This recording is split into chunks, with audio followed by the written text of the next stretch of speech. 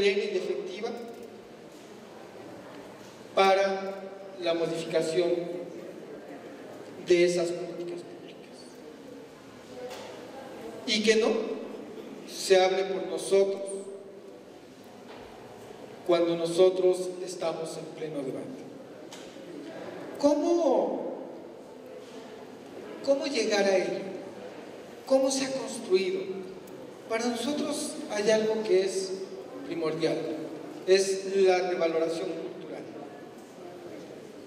Nadie quiere ser indígena, o pocos se asumen, reivindican su identidad, porque el ser indígena es casi sinónimo de pobre, marginado,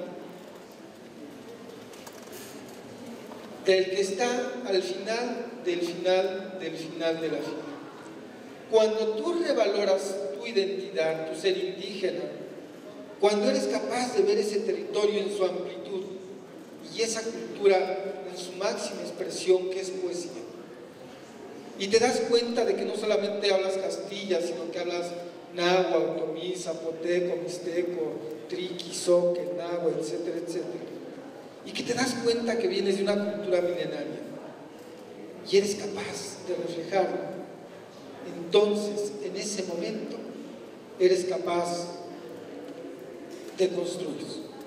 Y en ese construir está la exigencia de estos derechos plenos, la participación plena y efectiva, la consulta, el consentimiento libre, previo e informado, y entonces apropiarte y reapropiarte de un territorio, para que la ciudad se convierta en ese corazón indígena de México, pero por opción, no por obligación, y menos por marginación.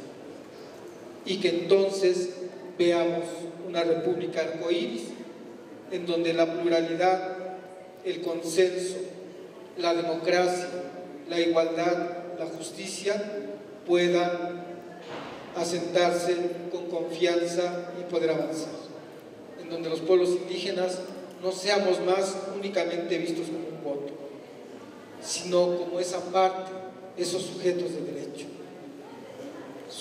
derecho que parte de una nación, construyen su identidad y que son la raíz más profunda de este México indígena. Muchísimas gracias.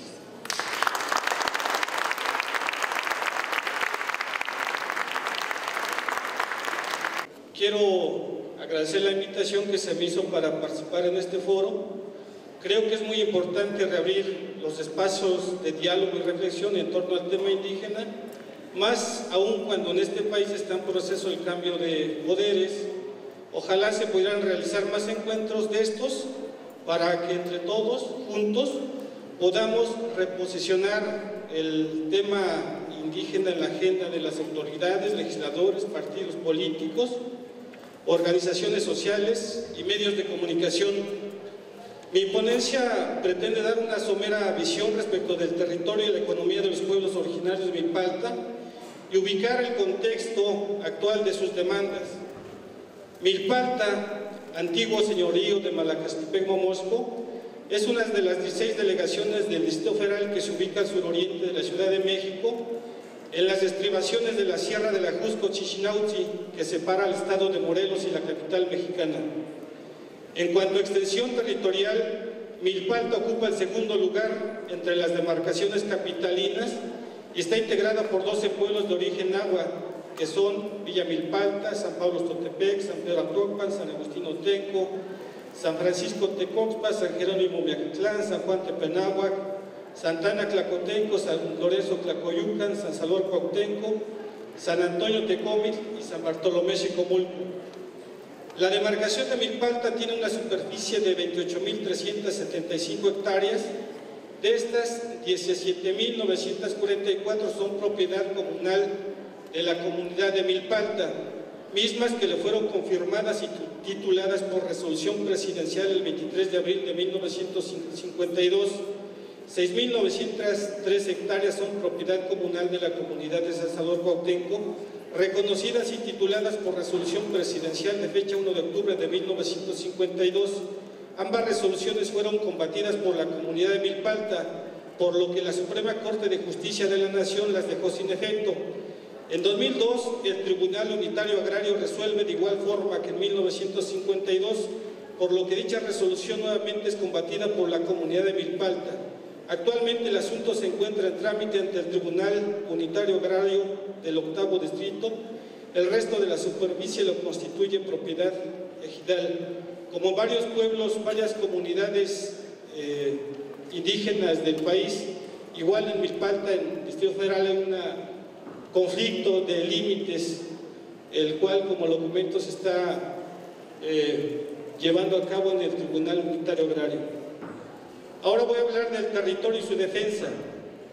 Durante la conquista, la estrategia militar de los españoles nunca tuvo éxito en el territorio momosco, pero sí fue dominado plenamente por la corona española a través de las misiones religiosas de los franciscanos. Durante la independencia de 1810 y la revolución de 1910, los pueblos originarios aportaron bienes, hombres y mujeres a los insurgentes y al ejército zapatista, de donde surgieron grandes y heroicos pasajes.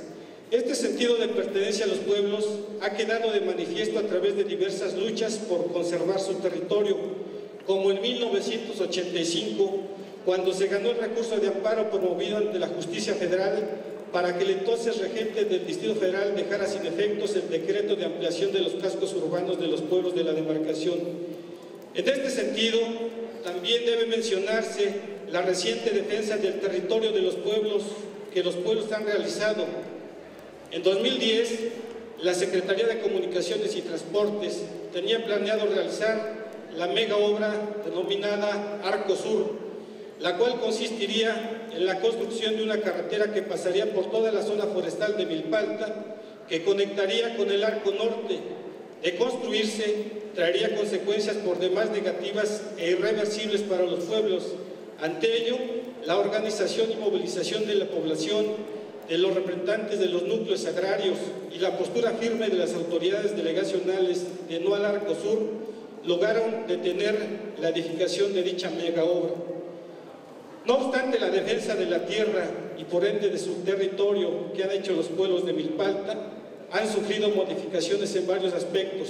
Esto es, desde la década de los 80 han atravesado por un profundo y continuo proceso de cambio en los usos del suelo, debido principalmente al aumento de su demografía, la cual se asocia con el crecimiento natural de los pueblos, con la necesidad de vivienda de la población del centro norte de la zona metropolitana del Valle de México y con la búsqueda por encontrar mejores condiciones de vida por parte de la población indígena del interior del país. En contraparte, los habitantes originarios de Milpalta, ante la falta de rentabilidad de la tierra, la han vendido para ir conformando poco a poco hasta la fecha 114 asentamientos irregulares. El cambio de uso de suelo de vocación agrícola, vivienda y la introducción de infraestructura y equipamiento urbano sin consultar a los núcleos agrarios ni considerar la escasa legislación en la materia ha dado como resultado desorden y cambios negativos en los pueblos en materia ambiental, agrícola, demográfica, geográfica y cultural. Con la llegada del transporte colectivo metro en la demarcación de Tláhuac, aumentará la plusvalía de la tierra, por lo que también se acrecentará la posibilidad de mercantilizarla y por lo tanto es previsible el incremento de la población en dicha demarcación y de paso los pueblos milpaltenses colindantes en Tláhuac.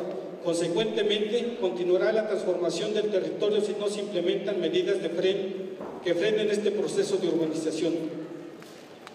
Por supuesto, hace falta la construcción de leyes que protejan el territorio de los pueblos originarios, en la que los propios pueblos decidan, por ejemplo, los usos y destinos de sus tierras. En esta tesitura vale decir que hoy el Programa Delegacional de Desarrollo Urbano Milpalta, que entró en vigor en 2011, sí contempla a los pueblos originarios en la toma de decisiones para decidir acerca del uso y destino de sus tierras. Vamos a abreviar un poco y voy a pasar al siguiente tema, que es el asunto del equilibrio económico que hay en los pueblos y las grandes cadenas comerciales. Desde hace ya varios años, el capital foráneo ha pretendido asentar sus dominios en Milpalta, pero particularmente a partir de 2006 ha querido instalar grandes cadenas comerciales, así como sus filiales, lo cual se ha impedido por la movilización y organización de los sectores económicos de los pueblos y de exigir a las autoridades delegacionales a toda costa el emplazamiento de dichos consorcios mercantiles, lo que por el momento se ha logrado. Así, Milpalta es la única demarcación del Distrito Federal que no tiene tiendas de supermercado ni de las llamadas tiendas de conveniencia ni tiendas comerciales de gran escala.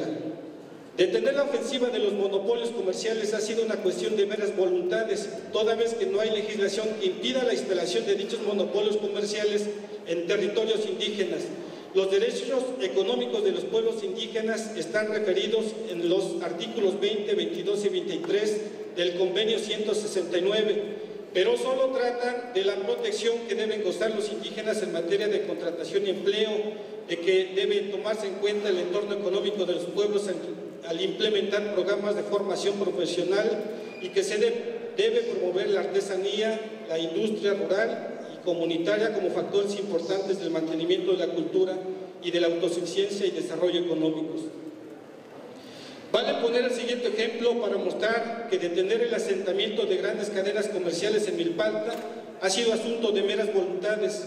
En 2008, el interesado de instalar una cadena comercial en Milpalta promovió un recurso de queja ante el Tribunal de lo Contencioso Administrativo en contra de la delegación Milpalta, argumentando la violación de sus derechos al impedirle, sin ningún fundamento, la legal apertura de su establecimiento mercantil.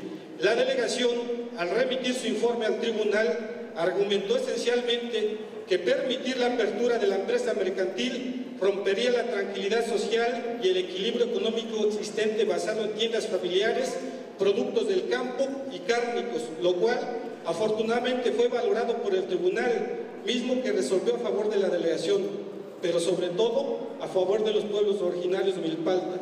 En efecto, de acuerdo a las leyes en la materia, cualquier persona física o moral puede abrir establecimientos mercantiles o tiendas comerciales de cualquier tamaño, siempre y cuando cumpla con los requisitos establecidos en la materia, lo cual cualquier persona puede cumplir y poner alguna megatienda, algún monopolio comercial en cualquier territorio indígena.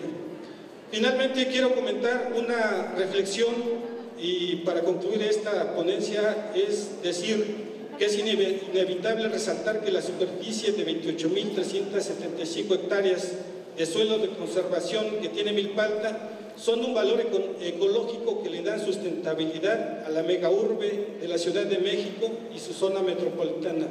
El 30% del agua que se consume aquí en la ciudad proviene de los mantos acuíferos que poseen los 12 pueblos de Milpalta. Gracias y que este foro sea provechoso.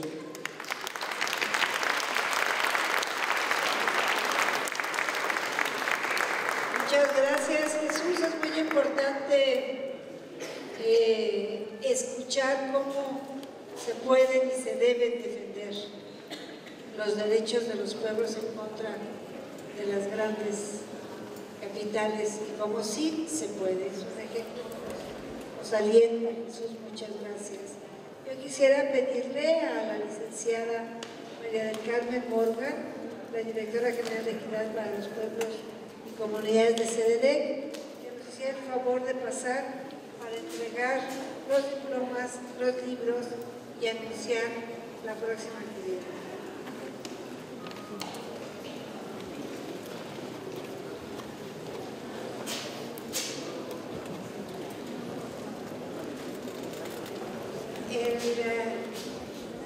El reconocimiento y el libro a Pablo Llanes.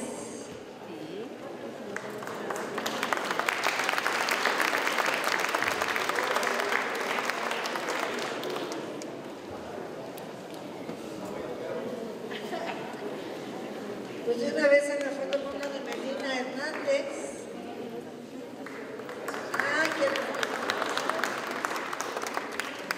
Una para Melina Hernández Sosa, un abrazo. Yo le ayudo con las...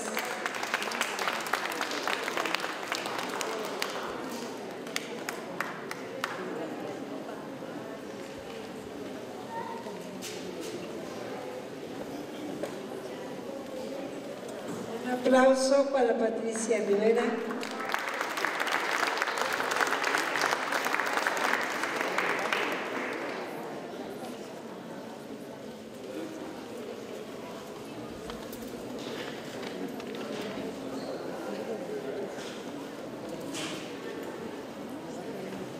Un aplauso para Leticia Solís. Leticia Mauricio.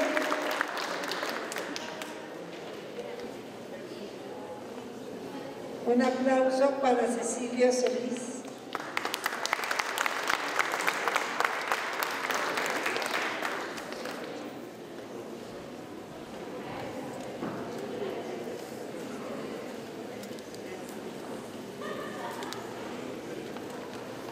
Un aplauso para Jesús Rosete.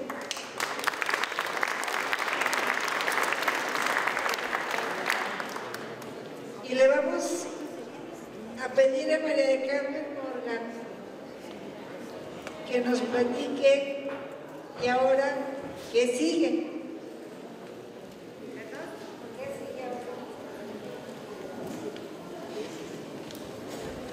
Bueno, después de escuchar estos dos foros que considero bastante importante, con mucha reflexión a lo que tenemos que seguir en el trabajo, hoy vamos a pedirles ahorita que subamos a la parte donde está una inauguración. Vamos a hacer la inauguración de una exposición fotográfica que se llama El color de la palabra y la mirada. Es de Juan Carlos Pérez Patricio, de la comunidad Mije, y también a ver a nuestros artesanos con sus artesanías, su arte en esas manos. Entonces, para hacer un poco de pierna, ¿verdad? Vamos a subir aquí arriba y después vamos a venir a comer unos ricos guisaditos que nos traen una de las amigas señoras de Xochimilco, y comeremos rico más tarde. Entonces los invitamos a subir para inaugurar esta exposición de fotografía, El color de la palabra y la mirada. Gracias.